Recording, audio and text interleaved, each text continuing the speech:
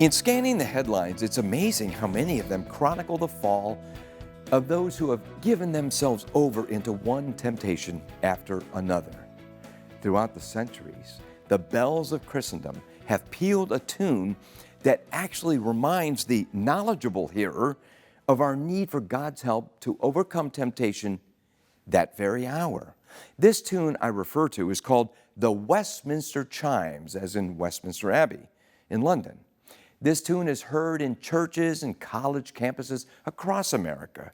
And if you own a grandfather clock or any kind of chiming clock, you too are very familiar with this 60-note melody that plays at the beginning of every hour.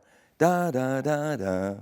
The words to this hourly tune go like this: Lord, in this hour, be thou our guide, that by thy power no foot shall slide.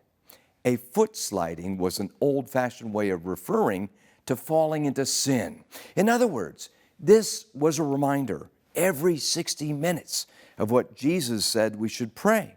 And lead us not into temptation, but deliver us from evil. The founders of America gave us limited government, which requires people to act in self-controlled manners, not giving in constantly to temptation. After the Founding Fathers wrote the Constitution, a woman in Philadelphia asked Ben Franklin what kind of government they had given us. He famously replied, "A republic, madam, if you can keep it." One of the ways we can keep it is through greater self-control. Self-rule under God is the essence of the American experiment.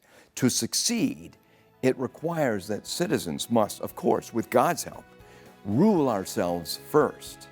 For D. James Kennedy Ministries, I'm Jerry Newcombe.